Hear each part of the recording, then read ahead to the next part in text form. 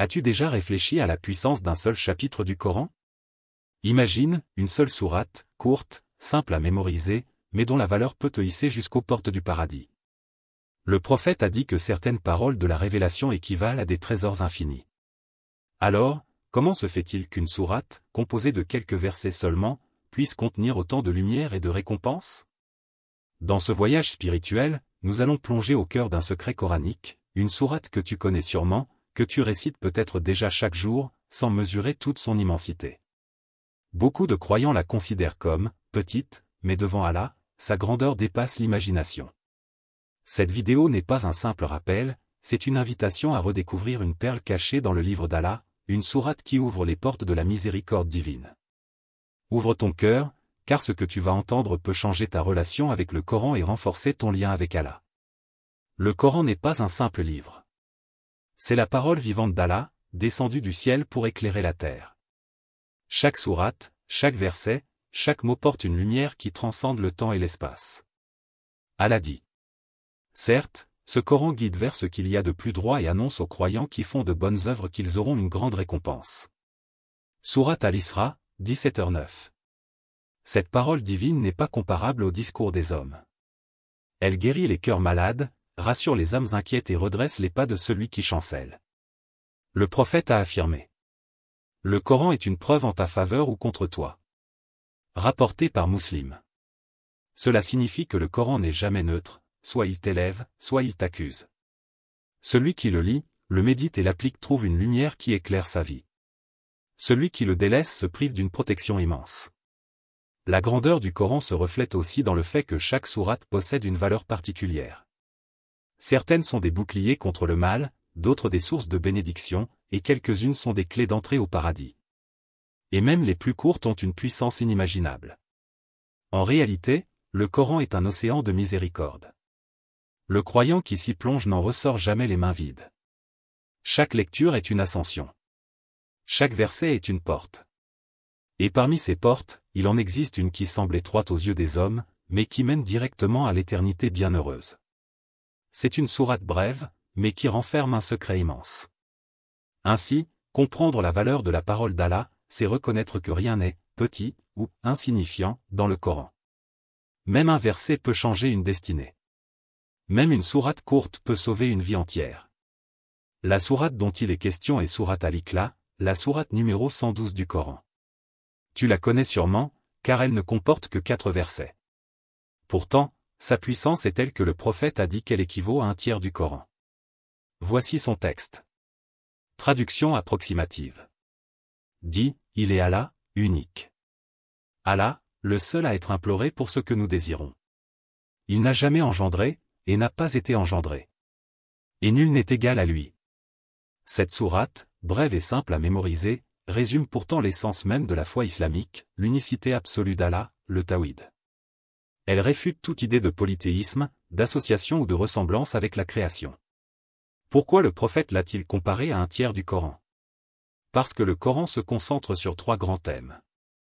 Le Tawhid est la croyance en Allah, qui est résumée dans Al-Ikhlas. Les histoires des prophètes et des nations passées. Les lois et les règles pour la vie quotidienne. Or, cette sourate concentre tout le premier pilier, la croyance pure en Allah, sans équivoque, sans mélange. Beaucoup de compagnons du prophète l'aimaient profondément.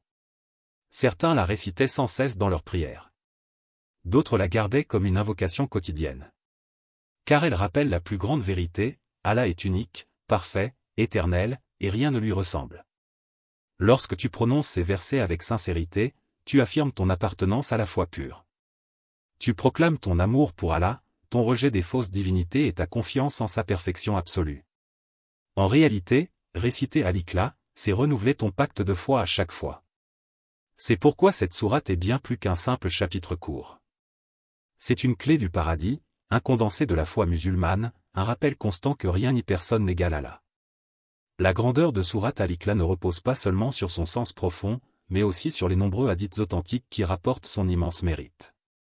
Le prophète a insisté à plusieurs reprises sur sa valeur, afin que les croyants comprennent qu'une sourate aussi courte peut suffire à élever un cœur jusqu'au paradis. Un jour, le prophète dit à ses compagnons. Par celui qui tient mon âme dans sa main, elle équivaut à un tiers du Coran. Rapporté par Al-Bukhari et Muslim.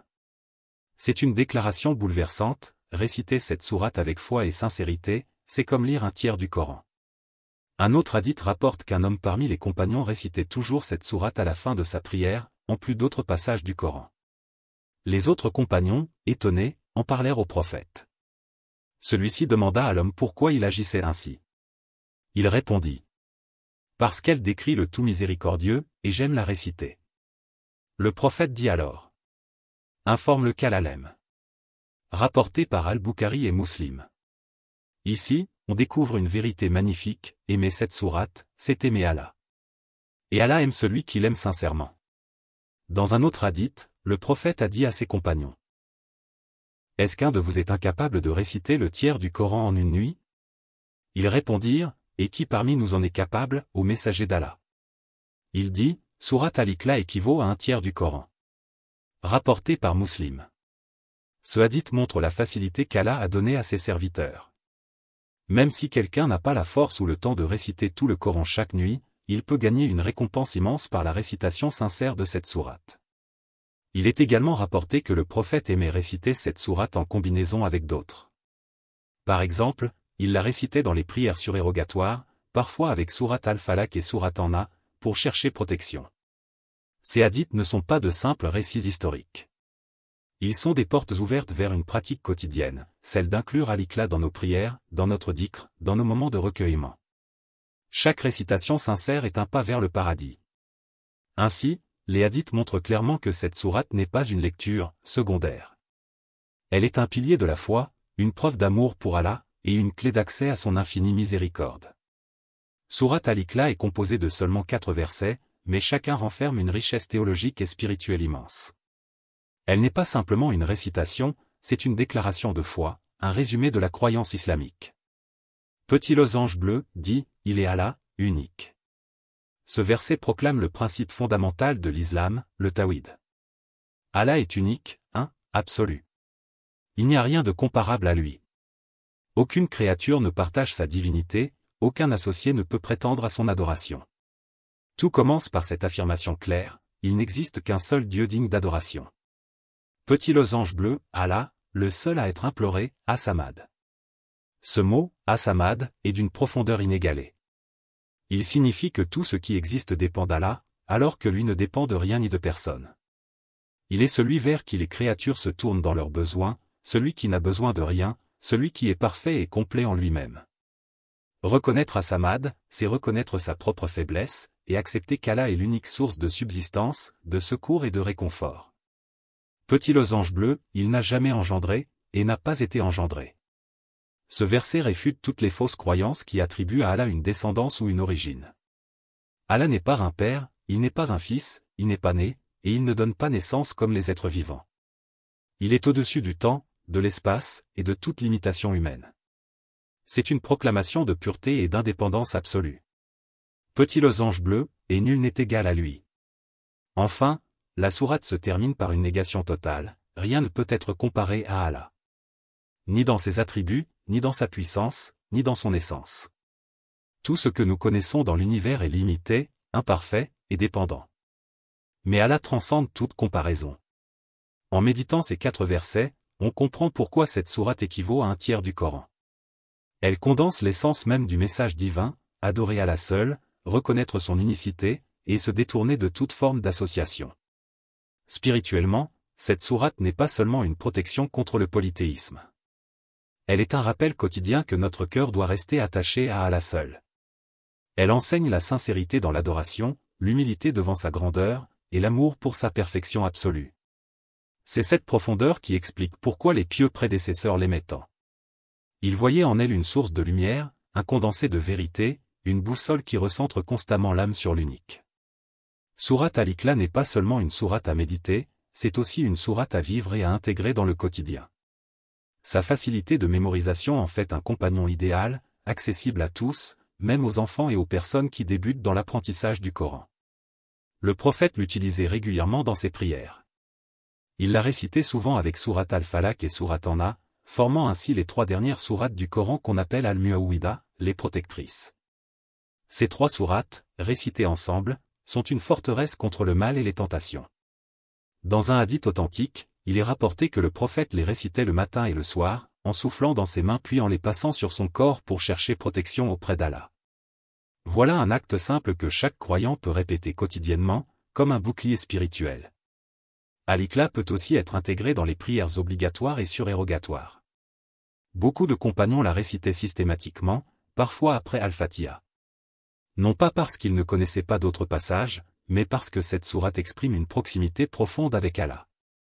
De plus, réciter Al-Ikhlas est un acte d'amour.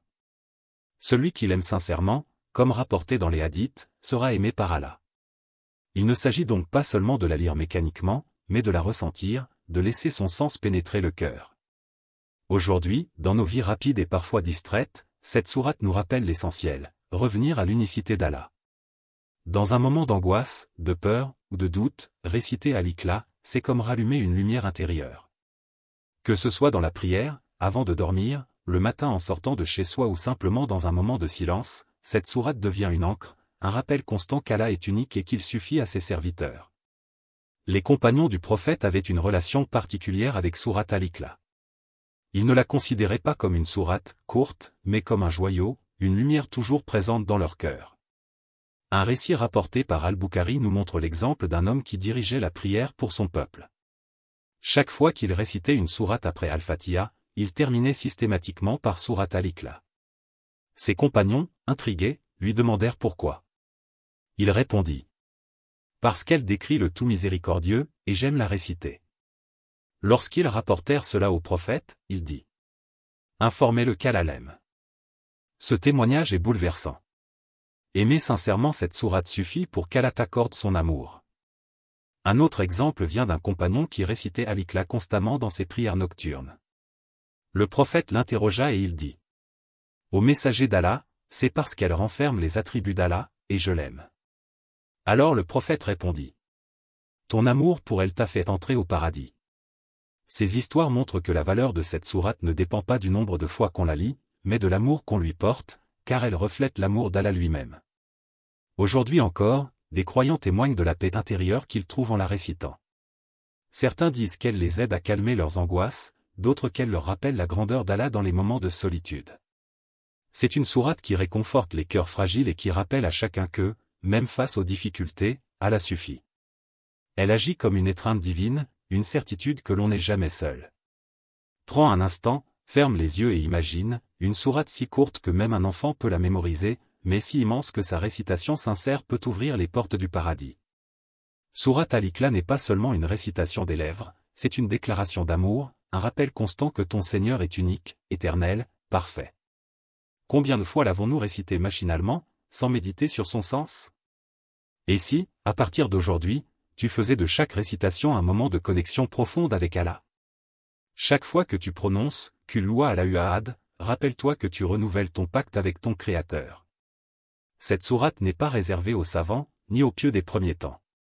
Elle est pour toi, pour moi, pour chaque croyant qui cherche la proximité d'Allah. Elle est une clé offerte à tous, une miséricorde accessible à chaque cœur sincère.